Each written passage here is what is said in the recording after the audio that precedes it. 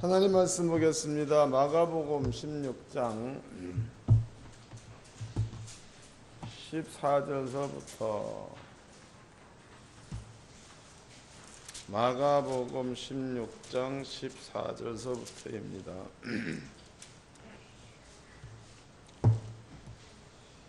14절로 18절까지 마가복음 16장 14절로 18절까지 다 같이 한 목소리로 합독하도록 하겠습니다. 시작.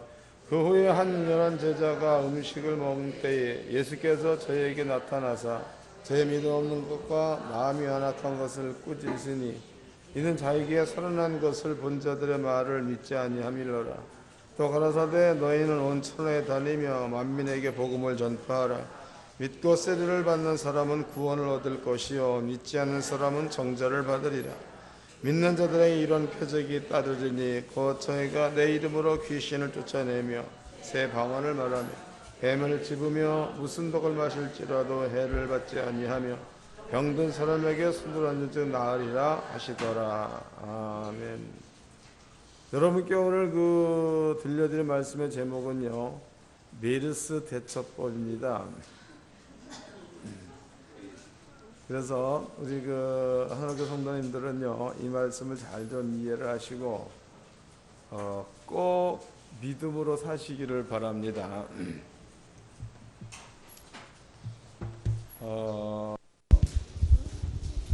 지금은 이제 병원에는 내가 많이 안 다녀봐서 모르겠습니다. 근데 아마 병원에는 예나 지금이나 같겠죠. 언젠가 제가 이제 정형외과를 한번 가본 적이 있습니다. 가봤더니 거기에는요, 이렇게 팔 부러져 가지고 기부 쓰고 다니는 사람, 다리가 부러져 가지고 또 이렇게 목발 짚고 다니는 사람, 그런 분들이 상당히 많더라고. 그런데 이제 의사들이 할 수 있는 일입니다. 의사들이 할 수 있는 일은 다리가 부러졌으면은 뼈를 맞춰주는 일은 의사가 하잖아. 근데 그 뼈를 붙여주는 일은 내가 해야 되잖아. 아닌가? 또 지금은 이제 의학이 발달돼 가지고 간도 잘라내고 다른 사람 간 갖다 이식 수술도 하지요. 그건 역시도 잘라내고 다른 사람의 간을 갖다가 붙여 놓는 것은 의사가 한다고. 근데 그것을 갖다가 내 몸과 융화시키는 일은 내가 하는 거야. 그리고 또 하나님께서 사람을 처음 만들 때입니다. 만들 때에 어떤 동물보다도 뛰어난 것들을 사람한테 만들어 놓으셨는데요. 그것은 무엇이든지 재생할 수 있는 능력을 하나님께서 사람한테 주어놨다는 거예요. 그러니까 만약에 이제 저도 이런 데 보면 살다 보면 상처가 있지요. 칼로 베일 때도 있고 송곳에 찔릴 때 상처가 있습니다. 이런 것들이 베였다 그러면은 신기하게도 그냥 두면 붙어. 그냥 두면.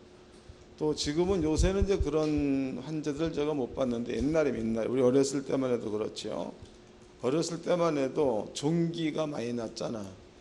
근데 종기가 나면 살이 이렇게 패여 나가죠. 이제 그때는 그 밀가루를 이렇게 물에다 개어 가지고 그것을 붙이고 자면 밀가루가 마르면서 안에 있는 피고름을 뽑아내는 그런 일들도 옛날에 많이 있었다고. 그런데 피고름이 빠져나오고 난 다음에 이제 썩은 살들이 이렇게 빠져나오고 난 다음에 새 살이 나는 것은 내가 하는 일이지 피고름이 하는 게 아니다고.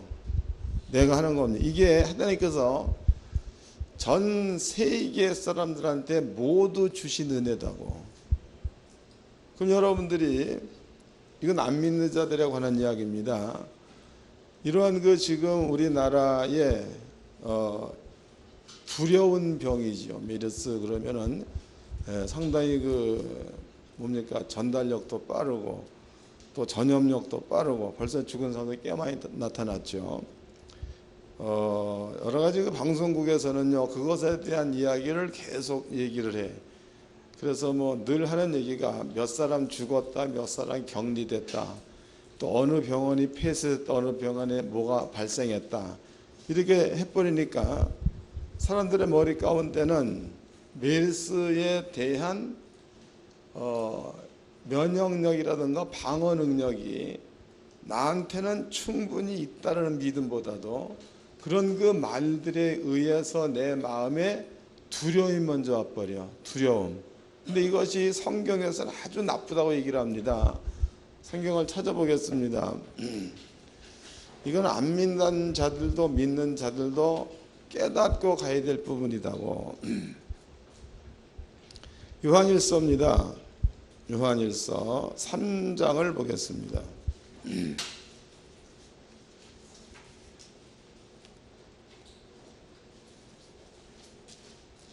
요한일서 3장 4장이네 4장. 요한일서 4장 18절 읽어드리겠습니다. 사랑 안에 두려움이 없고 온전한 사랑이 두려움을 내어 쫓나니 두려움에는 형벌이 있음이라. 두려워하는 자는 사랑 안에서 온전히 이루지 못하였느니라 해서 사랑 안에 두려움이 없고 온전한 사랑이 두려움을 내어 쫓는다는 거죠. 그 뒤에 쓰고 있는 말이 두려움에는 형벌이 있다는 거다고.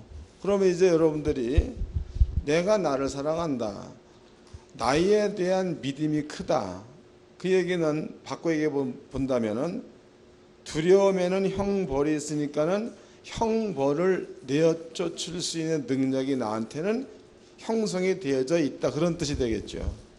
또 반대로야, 만약에 여러분들이 이제 사회에서 지금 형성되고 있는 그 전염병에 대한 두려움이야, 이런 내가 나에 대한 나의 능력을 신뢰하는 거, 믿는 거, 이것보다도 사회에서 떠들고 있는 말에 대한 신뢰가 크다던가 그 말에 대한 두려움이 내 마음 가운데 크게 자리 잡고 있다는 얘기는 뭐를 더 빨리 땡긴다는 뜻이기도 한 거예요. 형벌을 빨리 땡긴다는 뜻이 되는 거니까 이러한 생각을 갖고 있으면은 메르스가 빨리 올 수도 있다는 얘기가 되는 거겠죠. 이해가 되는 거예요. 그러니까 안 믿는 자들도 마찬가지입니다. 안 믿는 자들도 마찬가지로 여러분들의 몸에 그 하나님께서 만들어준 여러분들의 몸의 능력이 모든 것들에 대해서 스스로 방어할 수 있는 능력, 대처할 수 있는 능력, 이런 것들을 하나님이 처음에 사람을 만들 적에 주어놨다는 거예요. 그럼 먼저 떠도는 얘기에 대해서 귀를 기울일 거 이거보다도 나한테 지난날에 해왔던 모든 일들이라고, 나한테 이루어진 일들이야. 그러면 이제 개개인 누구에게 다 이런 일을 전부 다 겪었을 거다고. 만약에 이제 누가 화상을 입었습니다. 화상.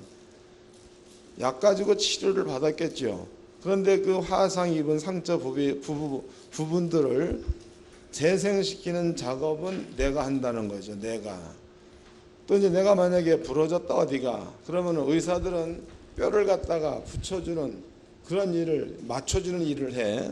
그 뼈를 붙이는 일은 내가 한다는 거. 또 감기가 왔습니다. 감기가 왔으면 분명히 그것은 감기 바이러스가 들어온 거지요. 그것을 이기는 힘은 감기한테 있는 게 아니고 나한테 있는 거다고. 이런 믿음이 자기가 자기 몸에 대한 믿음과 확신이 먼저 크게 되어져 있어야, 그래야 설령 메르스가 들어온다 그래도 내가 나에 대한 믿음이 확실하다면은 들어왔다가도 떠날 수가 있고 내 스스로가 이길 수도 있는 힘이 생긴다는 거예요. 근데 그렇지 못하고 내가 나에 대한 믿음이 없어. 나는 약하다, 나는 부족하다, 또 나는 뭐 어디가 어땠다, 뭐 이런 생각 가지고 있으면 그 사람은 자기가 자기에 대한 신뢰와 믿음이 없으니까 다른 두려운 존재한테 나를 내어준다는 뜻이기도 하다고. 이해되셨죠? 그러니까 먼저 안 믿는 자들이나 믿는 자들이나 하나님께서 우리한테 주어진 몸이야, 몸, 육체, 여기에다가 주어진 그 하나님의 능력, 신비 이런 것들을 먼저 믿음을 가지고 확신 가운데 있을 때에 여러 가지 질병들을 여러분들을 엄습할 수가 없는 줄로 깨닫기를 바랍니다. 그리고 또 더더욱 중요한 것은요, 이것은 옛날에 세계적으로 한번 있었던 사건이죠. 1340년경에 유럽 지역에 흑사병이 한번 돈 적이 있죠. 그때에 죽임을 당한 사람들이, 제가 이제 그 문헌을 봤더니요, 대략 유럽 인구의 3분의 1이 죽었다고 그래. 근데 그 3분의 1이 죽었다는 것은 통계다고. 그러니까 지역이 만약에 100군데의 지역이다. 그럼 100군데를 전체 인원을 들었을 때에 3분의 1이 죽었다 이 말이에요. 그런데 이제 만약에 한 마을에는 한 마을 사람들이 한 명도 안 남고 싹 죽은 마을이 있다고. 이게 통계를 내 가지고 3분의 1이 죽었다 이런 뜻이다고.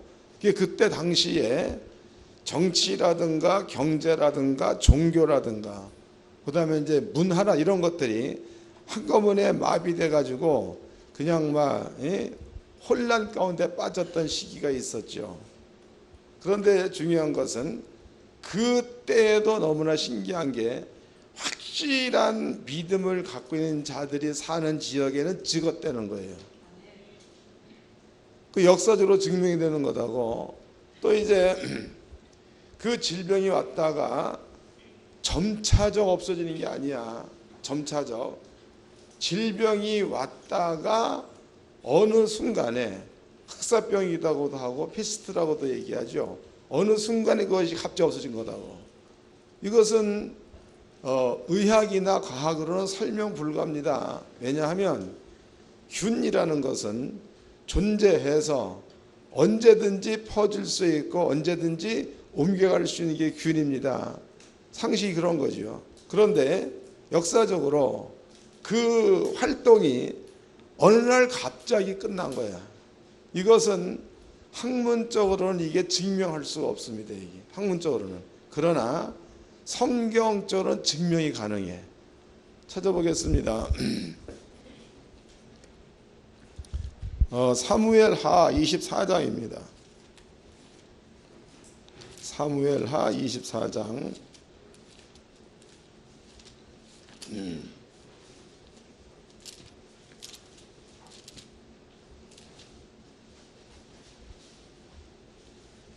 14절서부터 읽어드리겠습니다. 사무엘하 24장 14절. 다윗이 가데에게 이르되 내가 곤경에 있도다. 여호와께서는 긍휼이 크시니 우리가 여호와의 손에 빠지고 내가 사람의 손에 빠지지 않기를 원하노라. 이 여호와께서 그 아침부터 정하신 때까지 온역을 이스라엘에게 내리시니 단부터 부엘세바까지 백성의 죽은 자가 7만인 그랬습니다. 그럼 여기에서 이제 온역이라는 것은 전염병을 얘기하죠. 단부터 부엘세바까지 갑자기 전염병에 의해서 죽임을 당한 자가 7만 명이었다고. 그런데 이제 16절이 아주 재미있는 말이 있습니다. 천사가 예루살렘을 향하여 그 손을 들어 멸하려 하더니, 그럼 이 말은 무슨 얘기냐면 여기에 나와 있는 어디입니까? 부엘세바는 아브라함이 살던 장소요, 이삭이 있던 장소요, 또 야곱이 살던 그러한 장소이기도 합니다. 부엘세바부터 단까지 죽은 자들의 숫자가 7만 명. 그 다음에 천사가 예루살렘으로 또 사람들을 죽이려고 갈 때 이 말이다고. 그러면 이제 영적으로 볼 적에는 부엘세바에서 천사가 예루살렘으로 가는 게 되는 거고, 육적으로 본다면은 온역이 부엘세바 지역, 단의 지역에 전염병이 돌고 있다는 거다고.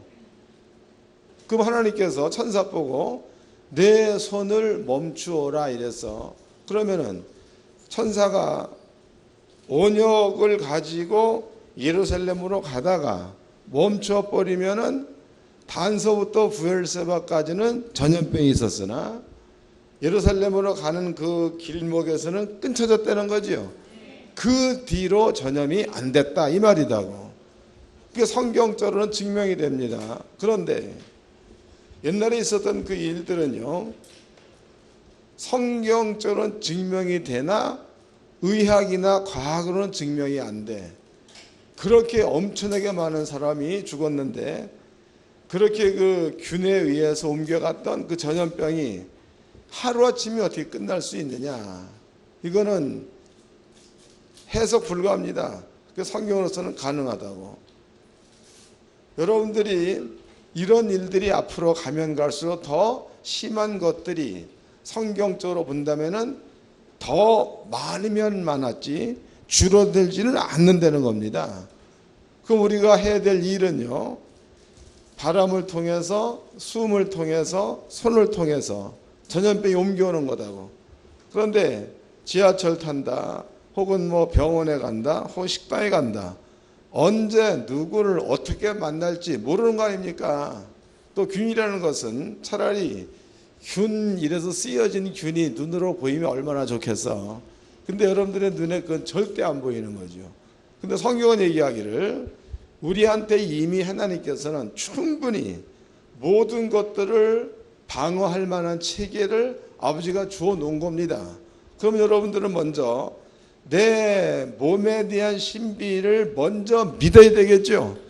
그리고 외부에서 내 몸에 침투해 들어오는 것을 크게 볼 게 아니고 약하게 보라 이 말이야. 그것은 내 몸에 온다 그래도 하나님께서 이미 내 몸에는 방어할 수 있는 능력을 주셨기 때문에 충분히 내 몸은 이겨낼 거다. 이런 믿음을 가지시길 바랍니다. 경험이야 경험. 아마 그 우리나라 사는 사람들 쳐놓고 감기 경험 안 해본 사람 없을 거네.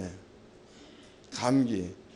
또 지금은 이제 그것이 그렇게 뭐 예방주사를 맞아가지고 크게 없는데요. 옛날에는 천연두라는 게 곰보되는 거, 이것도 옛날에는 많이 있었다고. 이 모든 것들은요, 내가 이겨내는 거지 다른 사람이 이기한 게 아니에요. 그게 지금 우리나라 이게 복잡한 것도 너무 많이 떠들어대요. 너무 많이 떠들어요. 그게 어떻게 사람들이 이겨낼 방법 이런 것들을 얘기하는 것이 아니고 뭐 어느 지역에 몇 명 발생했고 몇 명이 격리돼 있고 어떤 병원에 갔더니 누가 어떻게 됐고 맨 일에 떠들고 앉았어. 그러니까 사람들의 움직임은 나면서부터 죽을 때까지 말에 의해서 움직여지고 말에 의해서 살기도 하고 죽기도 한다고. 말에 의해서. 사업도 말과 약속에 의해서 이루어지는 거고, 학교 공부도 하는 말을 들을 때 내 속에 지식, 공부가 되는 거죠. 이게 말에 의해서 되는 거야, 말에 의해서. 그런데 이제 이 언론인들이 어떤 그 사람한테 주어진 능력 같은 것들을 좀 더 지금 내가 얘기하듯이 크게 얘기하고 그 사실을 사람들의 마음에 믿게끔 만들어주는 말들을 많이 한다면 아마 그보다 더 심한 전염병이 온다고 그래도 이겨낼 거네. 근데 그 말은 전혀 안 하잖아요. 전혀 안 하고 그냥 막 뭐 전염되는 거, 뭐 옮겨가는 거, 뭐 누가 몇 명이 죽었고 이런 얘기만 그냥 막 대끼니까 사람들의 마음 가운데는 자기에 대한 능력이 어느샌가 그 말에 의해서 미혹당해서 나는 병을 이길 수 있는 힘이 없는 자로 전락해버리고, 그 사람들의 말은 크게 돌아가지고 그 가운데 들어가면 어떡하고 두려움에 잡히게 되는 거죠. 그러면은 사람들로 약하게 만드는 일들을 지금 하고 있다는 거예요. 여러분들은 거기에 절대로 미혹당하지 말고 하나님이 나를 만들 때에 이렇게 만들었다는 믿음을 가지고 살기를 바랍니다. 이 이야기는 안 믿는 자에게도 적용되는 말, 믿는 자에게도 적용되는 말입니다. 지금부터 설명해드리는 말은 이제부터는 성도들, 믿는 자들에게 적용되는 말이에요. 이제 본문으로 가봅시다. 마가복음 16장입니다.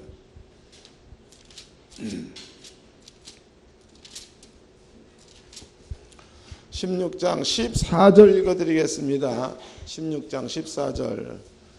그 후에 11 제자가 음식을 먹을 때에 예수께서 저에게 나타나사 저희의 믿음 없는 것과 마음이 완악한 것을 꾸짖으시니 해서, 그럼 여기서 예수님께서 부활 후에 만난 자들은 예수를 모르는 자가 아니라 예수를 믿는 자들을 만나고 있죠. 제자들 이랬단 말이죠.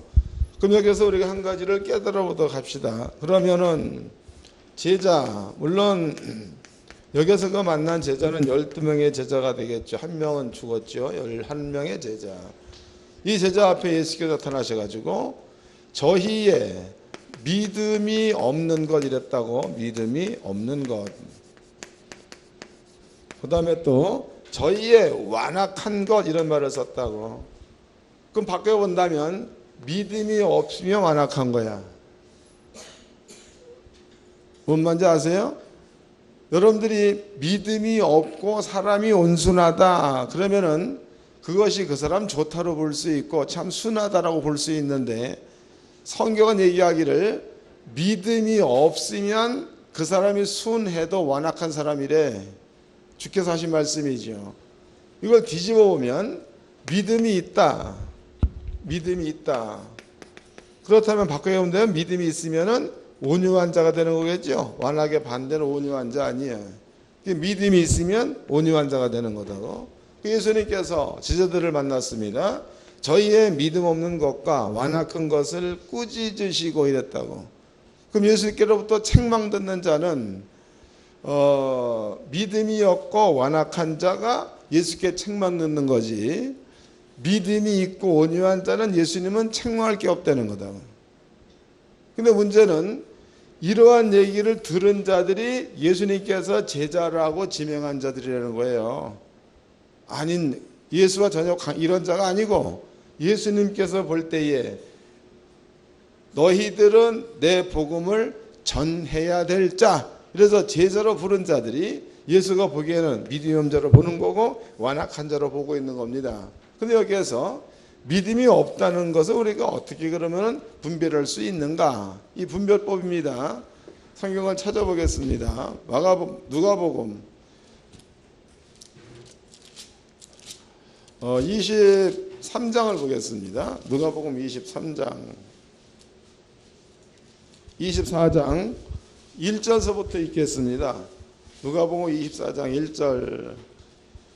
안식 후 첫날 새벽에 이 여자들이 그 예비한 향품을 가지고 무덤에 가서 돌이 무덤에서 굴려 옮기운 것을 보고 들어가니 주 예수의 시체가 배지 아니하더라 그랬죠. 여기를 봅시다. 이제 그러면은 예수님께서 12명의 제자들을 데리고 다니면서 주님께서 보여준 능력이 상당히 많이 있습니다. 능력. 그런데 이 능력에 대한 평가를 사도 베드로가 할 때에 예수가 묻지요. 사람이 나를 누구라 하더냐. 어떤 이들은 선지자, 어떤 이들은 엘리야라고 하더이다. 너희는 나를 누구라 하느냐. 그때 베드로가 주는 그리스도시요 살아계신 하나님의 아들이니다라는 말을 했습니다. 그럼 이제 베드로가 예수 보고 얘기할 주는 그리스도 그랬단 말이에요. 그리스도. 그 얘기는 기름 부음을 받은 자라는 겁니다. 또 하나님의 아들이라는 말을 썼죠. 이것 기억해 놓으세요. 또 이제 예수님께서 복음을 증거할 때에 진짜로 사람들이 듣기에는 말 같지 않는 말을 했어. 그 말이 뭐냐면 유대인들도 서기관도 바리새인도 수많은 사람들이 예수의 주변에 모여들었죠. 예수 얘기합니다. 너희가 나의 피를 마셔야 영생을 얻는다. 너희가 내 살을 먹어야 영생을 얻는다 이랬단 말이죠. 그게 수많은 사람들의 대답이 저가 누구이기에 제 피와 제 살을 주어서 우리로 먹게 하겠느냐 이런 질문을 합니다. 이 얘기는 무슨 뜻이냐면 우리가 식인종이냐 사람 잡아먹게, 그게 말도 안 되는 얘기를 하니까 사람들이 이 도대체가 뭔가 좀 신비한 사람인 줄 알았더니 이 미친 자구나 다 떠났습니다. 그 예수의 주변에는 다 떠나고 12명만 남았습니다. 예수가 묻지요. 너희도 가려느냐. 그때 베드로의 대답이 생명의 말씀이 주께 있사온데 우리가 네게로 가오리까 이랬단 말이에요. 그럼 베드로의 대답이 생명의 말씀이란 말을 썼습니다. 생명의 말씀이 주께 있는데, 예수께 있는데 우리가 네게로 가오리까 이런 말을 썼다고. 그럼 베드로가 생명의 말씀이 주께 있다가 무슨 의미에서 베드로는 그 말을 했냐 이거죠. 그 의미 이런 거예요.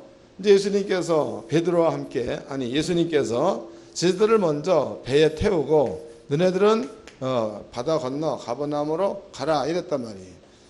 그리고 이제 예수님께서 물 위를 걸어서 가지요. 그럴 때에 제자들이 물 위로 걸어온 예수를 보고 유령이다, 귀신이다 이랬다고. 예수의 대답이 내니 두려워 말라. 아니다, 너네 선생이다 이랬다며. 베드로가 만약 당신이 우리의 선생이 틀림이 없다면 나로 하여금 오라 하소서 이랬다고. 이 말의 의미를 가만히 보면 베드로가 쓴 말이 만일 그랬다고. 만일 당신이 우리의 선생이 틀림이 없다면 나로 하여금 오라 하소서 이랬단 말이죠.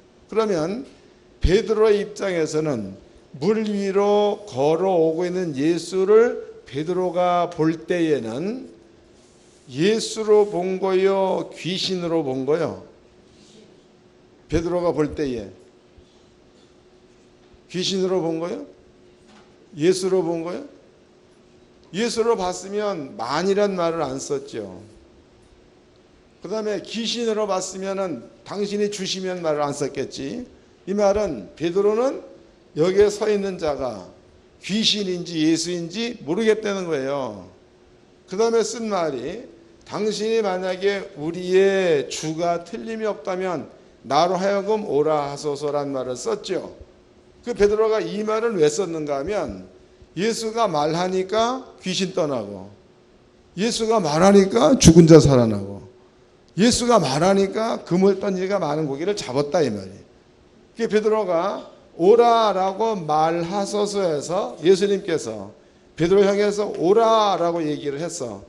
그 오라는 그 말이 예수의 말이 틀림이 없으면 베드로도 물 위를 걸을 터이고, 오라는 그 말의 임자가 예수가 아니고 귀신이나 유령 같으면 베드로는 물에 빠질 거네.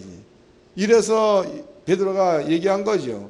당신이 만일 주시거든 나로 하여금 오라 하소서. 그 예수가 오라 그랬습니다. 그 베드로가 이 말을 듣고 물 위에 뛰어들어서 물 위를 걸었다고. 그럼 베드로가 물 위를 걸었을 때에 물 위를 걸음과 동시에 여기에 있는 자가 예수가 틀림이 없다는 확신이 있겠죠. 그 다음에 이제 파도를 보고 베드로가 물에 빠져들어갔다고. 그때 베드로가 주여 나를 구원하소서, 그 말은 뭘 뜻하는 거예요? 지가 물 위를 걸어보고 나서 여기 있는 자가 예수가 틀림이 없다는 게 확신되어지니까 그때는 주여라고 불렀다는 거죠. 그러니까 베드로는 예수의 하는 그 말씀 한마디 한마디는 말대로 된다는 사실을 믿었던 자가 베드로예요. 그 베드로의 고백이 생명의 말씀이 주께 있사온즉, 그러면은 이런 것들을 경험해 본 자가 얘기하기를 생명의 말씀이 주께 있사온즉 우리가 네게로 가오리까 이런 했던 자가 베드로라는 거예요. 그러면 베드로나 제자들이 예수를 보고 한 그 말들이 생명의 말씀이 주께 있사오니, 그 다음에 주는 그리스도시요 살아계신 하나님의 아들이다라고 얘기를 했던 자들이다고. 그런데 예수님께서 이제 십자가 달려 돌아가시기 전에 늘 얘기했지요. 내가 죽을 거다. 3일 만에 부활할 거다. 이게 늘 얘기한 거야. 그러면 오라라는 그 말이 베드로를 물 위에 걷게 했고, 그 다음에 나사로야 일어나라 라는 그 말이 죽어있는 나사로를 살려낸 말 같다면, 내가 죽었다가 3일 만에 부활하리라라는 그 말도 예수의 말이 틀림이 없으면 그대로 되어야 맞는 거고, 또 이네들한테 생명의 말씀이 주께 있사오니라는 고백을 했다면 이 말 역시도 그대로 이루어진다고 믿어야 맞다는 거예요. 그런데 이제 예수가 죽었지요. 십자가에 죽었습니다. 그렇다면은 예수가 죽어서 굴했다가 이제 장사가 됐습니다. 시체를 여기다가 묻었다 이 말이에요. 그러면 나머지 이제 예수님의 제자들은 내가 죽은 지 3일 만에 부활하리라 라는 말이 제들의 마음 가운데에 믿음화 되어져 있다면은 예수가 죽은 것을 보고 애통해 해야 되는 거예요. 살아날 때를 기다려야 되는 거예요. 이게 맞지요? 그런데 이들은요, 예수가 장사되었습니다. 근데 여자들이 향품을 준비했다라는 그 얘기는 죽어서 못 살아난다라는 뜻 아니에요. 뭔 말인지 아세요? 지금은 이제 이북에 있는 사람들이나 시체한테 방부제 같은 거 이런 거 넣어가지고 안 썩게 만들지만 보통 사람들은 그냥 썩게 두지 않습니까? 그럼 여기에서 이제 모략이라든가 유향 이런 것들을 준비해서 시체에 넣는다는 그 말은 시체의 썩은 냄새를 방지하고 또 이제 이런 것들을 하기 위해서 향품을 준비하는 겁니다. 그럼 여자들이 향품을 준비했다는 그 말은 예수가 죽었다는 사실을 100% 인정한다 이 말이다고. 그럼 그네들의 마음 가운데 있어야 될 내가 죽은 지 3일 만에 부활하리라 라는 예수의 말은 그네들의 마음 가운데는 없다는 뜻이죠. 예수를 장사했다고 해요. 장사했습니다. 그 여자들은요 향품을 준비하지 말아야 맞는 거고 제자들은 예수님이 언제 나타나신 날을 기다려야 맞다는 거야. 그런데 성경은 향품 준비했고 예수의 시체에 향품을 넣기 위해서 굴러갔다는 거죠. 갔다 이거예요. 그 얘기는 이러는데 그런 믿음이 없었다. 이게 맞는 거다. 그 예수님께서 이제 부활하셨고 그리고 저한테 얘기하기를 믿음이 없고 완악한 자들을 이런 말을 썼으니까 이런 컨셉을 제자들한테는 믿음이 없던 얘기가 되겠죠. 그러나 예수를 몰라서 믿음이 없는 게 아니고 제자 아는데도 믿음이 없다는 거예요. 우리가 왜 믿음이 없는가를 살펴보았더니 속에 예수가 해놓은 말이 없는 거예요. 뭔 말인지 아는 거예요? 그럼 지금도 여러분들이 성도 그럼 예수의 제자 아닙니까? 사도행전 2장에 나와 있죠. 제자의 수가 5천이나 3천이나 이랬으니까 여러분들의 심령 가운데에 예수를 믿는다는 말은 많이 하는데 예수가 해놓으신 말이 여러분 속에 없다면 이거는 예수가 믿음이 없고 완악한 자여라고 책망할 때에 포함되는 자야. 이해되는 거예요? 그렇지 않고 여러분들의 심령 가운데에 예수의 말씀이 마음 가운데 들어가 있어서 아까 얘기해 드렸죠. 이 말씀이 있으면은 향품도 준비 안 할 터이고 저도 역시도 예수가 온데 기다릴 거다 이런 얘기 해드렸습니다. 여러분 속에 하나님의 말씀이 마음 가운데에 믿음으로 들어와 있으면은 그러면은 그 사람은 믿음이 있는 자가 되는 거고 아버지 앞에 온유한 자가 되는 거니까 이러한 사람들은 예수께 책만 들을 이유가 전혀 없는 거죠. 그런데 이제 성경은 성도들에게 아까 마가복음 16장 얘기가 그 얘기예요. 내가 너희에게 병을 고치고 귀신을 내어 쫓고 죽은 자를 살리고 방언을 말하고 어떠한 독을 마실지라도 해를 받지 아니하고란 말을 썼어. 이거 보죠. 마가복음 16장입니다. 16장 16절서부터 읽겠습니다. 믿고 세례를 받는 사람은 구원을 얻을 것이요 믿지 않는 사람은 정죄를 받으리라. 믿는 자들에게는 이런 표적이 따르리니 곧 저희가 내 이름으로 귀신을 쫓아내며 새 방언을 말하며 뱀을 집으며 무슨 독을 마실지라도 해를 받지 아니하며 병든 사람에게 손을 얹은즉 나으리라 하시더라 해서, 여기에서 우리가 오늘 짚어봐야 될 내용은 무슨 독을 마실지라도 해를 받지 아니하고, 그러면 예수를 믿는 여러분들은요, 예수께서 말씀하시기를 믿는 자들이야, 믿는 자들. 그러면 믿는 자들이라는 얘기는 어른서부터 아이들까지 다 포함되는 거죠. 자들에게는 표적이 따른데, 표적. 이 표적이라는 것은요, 눈으로 볼 수 있는 것들이고 손으로 만질 수 있는 겁니다.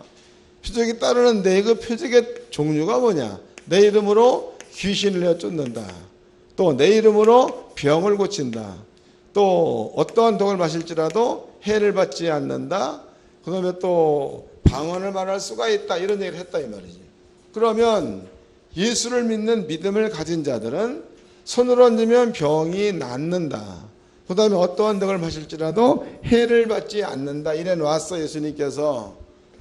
여러분들의 성도요, 여러분들의 이름이 아버지 나라 생명록에 기록된 자가 틀림이 없다면 이 말이 예수가 한 말이니까 여러분들 속에 법으로 와 있어야 될 거 아니에요. 법으로. 그러면 안 믿는 자들은 그렇다 치더라도 믿는 자들은 하나님께서 우리를 만들어 놓을 때에 아까 얘기해 드렸죠. 그렇게 만들어 놓으셨고, 또 악한 영들이 역사할 수 없도록 죄와 불법의 값을 예수가 짊어지고 죽어 놓으셨고, 그리고 우리한테 준 말이 병을 고치고 어떠한 독을 마실지라도 해를 받지 않을 거다라는 얘기를 해 놓았어. 그 우리 마음 가운데 이 말씀이 믿음화 되어져 있습니다. 믿음화 되어져 있어. 그러면 우리 속에 이 말이 있으니까 메르스가 오건, 또 뭐 옛날에 또 뭐 독감균이 오건, 또 뭐가 있어, 콜레라가 오건, 뭐가 오건 간에 여러분들의 마음 가운데는 이 말씀이 생명화 되어져 있으면 베드로의 고백대로 생명의 말씀이 주께 있사오니 해서 그 말씀이 생명화 되어 있으면 그런 것들에 대한 두려움이 더 커야 되는 거예요. 이 말씀에 대한 믿음과 평안이 커야 맞는 거예요. 근데 믿음에 따르는 평안은 없고 주변의 환경, 뭐 사람, 혹은 뭐 병원 이런 데를 가게 되면은 아이고 저기는 메르스가 뭐 어떻게 된 병원인데, 아이고 여기는 가까운 역인데 여기 혹시 사람이 있지 않는가 말이지.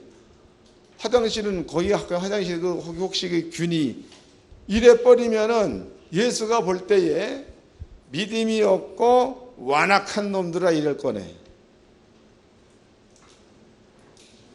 근데 마음 가운데에 이런 확실한 믿음을 가지고 마음 가운데 있습니다. 물론 뭐 일부러 가서 뭐 균을 찍어서 먹으라는 말은 아니야. 가가지고 그런 데 갈 일이 생겼어. 그러면은 그런 담대함 가지고 가가지고 볼일 벗고 다 보고 그리고 오고, 또 이제 그런 환자가 그 뭡니까 열차에 탔어. 그러면 열차에 타 있다고 방송했다 쳐보자고. 그러면 놈들은 다 도망간다 손 칠지라도 여러분들은 그럴 때에 믿음을 가지고 환자를 위로해주고 격려해줄 수 있는 이러한 담대함이 있어야 될 줄로 믿습니다. 그때 위로는 뭐를 해야 맞는 거예요? 병든 사람한테 손을 얹으면 낫는다 이 말씀에 순종해야 맞는 거지요. 그래야 그리스도의 세상에 빛이 되는 거지요. 믿는 자나 안 믿는 자나 똑같이 거기에는 뭐가 있으니까 우리도 가지 말자. 그러면 신은 언제 여러분과 함께한 사실을 나타낼 거냐고. 이 답답하지요. 하나님의 성도님들은 처음에 들려드린 얘기는 안 믿는 자들에게도 적용되는 말이에요. 여러분들한테는 주님께서 이렇게 놓으신 말이 있기 때문에 이 말이 여러분 속에 있는 거예요. 성도들. 그러니까 이 말씀대로 살면 이러한 그 전염병의 사건들과 관계가 있겠어요? 없겠어요? 관계가 없어지겠죠. 그럼 두려움이 없어지는 거다고. 또 두려움 없는 그 자리에는 형벌도 없다 그랬으니까 형벌놈들한테 접할 수가 없다는 뜻이기도 하다고. 한 군데만 더 찾아봅시다. 이것도 예수님이 지적하신 말씀이에요. 누가복음 10장입니다.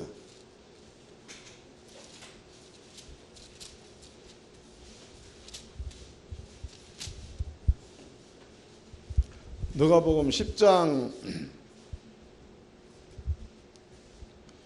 19절서부터 읽어드리겠습니다. 내가 너희에게 뱀과 정갈을 밟으며 원수의 모든 능력을 제어할 권세를 주었으니 너희를 해할 자가 결단코 없으리라. 그럼 여기에서 원수의 모든 능력을 제어 그랬어. 그 우리의 소속은 생명이 우리의 소속이죠. 영생의 나라, 아버지 나라, 여기가 우리의 소속입니다. 그 다음에 이제 죽음, 사망 이런 것들은요, 사망 세기가 되는 거다고. 그러면 메르스라는 그런 유행병이, 전염병이 여러분들 앞에 왔어. 그러면 그것은 사망이니까 원수 아니요. 원수의 모든 능력이 우리한테 주어진 아버지의 권세 앞에 제어당하든지 무릎을 꿇을 수 있도록 예수께 놓은 거 아닙니까? 여러분들 이런 믿음 가지면 메르스가 오다 가도 여러분들 앞에 제어 뭔 말인지 아는 거예요? 그게 성도를 딱 만나게 되면은 제어 거기에서 스톱한다는 거예요. 오다가 성도를 만나면 스톱한다. 스톱. 6월절에 예로 본다면은 오다가 성도를 만나면 넘어간다가 되는 거겠죠. 여기 나와 있잖아. 다시 읽어드리겠습니다. 18절입니다. 예수께서 이르시되 19절 내가 너에게 뱀과 정갈을 밟으며 원수의 모든 능력을 제어할 권세를 주었으니 너희를 해할 자가 결단코 없으리라. 그러나 귀신들이 너희에게 항복하는 것으로 기뻐하지 말고 너희의 이름이 하늘에 기록된 것으로 기뻐하라 하시니라. 할렐루야.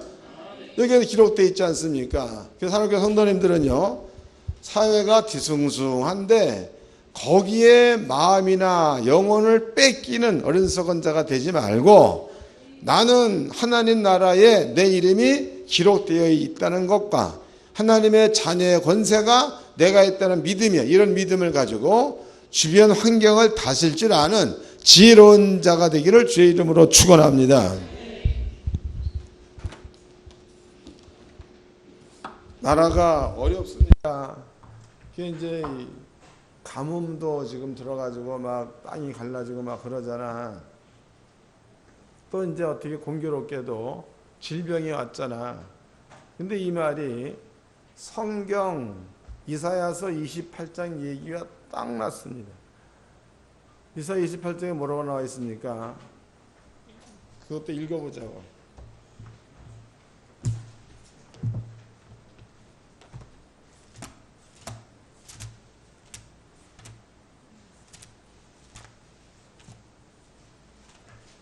신명기 28장.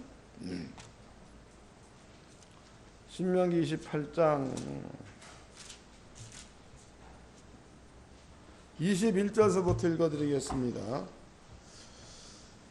여호와께서 내 몸에 연병이 들게 하사 내가 들어가 얻을 땅에서 필경 너를 멸하실 것이며 여호와께서 폐병과 열병과 상한과 학질과, 그럼 여기에서 연병, 폐병, 상한, 학질 이런 것들은 전부가 다 전염병이죠. 폐병도 폐결핵 전염되는 겁니다. 그 다음에 한재와 풍재는 뭐예요? 한재는 가뭄, 풍재는 바람으로 인한 재앙이 되는 거겠죠. 한재와 풍재와 썩는 재앙으로 너를 치시리니 재앙들이 너를 따라가 너를 진멸케 할 것이라. 내 머리 위에 하늘은 노시 되고 내 아래 땅은 처리될 것이며 이랬다고. 그러니까 지금 이 말은요, 하늘은 노시 된다, 비가 그친다는 거예요. 땅이 철회된다, 농산물이 말라 비틀어진다는 거죠. 그리고 또 연병, 폐병, 상한, 학질 전부 다 전염병이 돈다 이 말이다고. 근데 공교롭게도 우리나라에 메르스 전염병 찾아왔죠. 또 지금 가뭄이 들어가지고 땅바닥에 다 갈라져가지고 고추니 막 이런 것들 전부 다 지금 말라 비틀어졌다고. 이럴 때에 믿는 자들은 하나님 말씀에 딱 서 있어야, 의인 한 명이 없어가지고 예루살렘 멸망당했죠. 의인 10명이 없어가지고 또 소돔과 고모라가 멸망당했죠. 여러분들이 이런 말씀을 가지고 딱 버티고 있으면 여러분 때문에 비가 오고 여러분 때문에 질병이 떠나는 줄로 깨닫기 바랍니다. 그 믿는 자가 해야 될 일이 그 일이다고. 근데 이 믿는 자들이 이건 뭐 남보다 더 두려워해. 이 믿는 자들이 원래 심심이 약한 사람들이 신앙생활을 잘 하잖아. 약한 것만큼은 사실이다고. 그런데 말씀을 통해서 강해졌으면 강한 줄에 있으려는 건데 이런 문제가 발생되어지면 약한 모습을 그냥 드러내버려. 그래가지고 안 믿는 사람보다 더 깔끔을 떨고 앉았어요. 그러지 말고 하나님께 성도님들은 이거 안 믿으면 믿으시라고 기도하세요. 기도하시고 사회생활 할 적에 그런 거 관계없이 그냥 자유롭게 할 일 하시고 그리고 사업하시고 좋은 성과를 내시기를 주의 이름으로 축원합니다. 옆 사람과 인사 좀 합시다. 구별된 자답게 삽시다.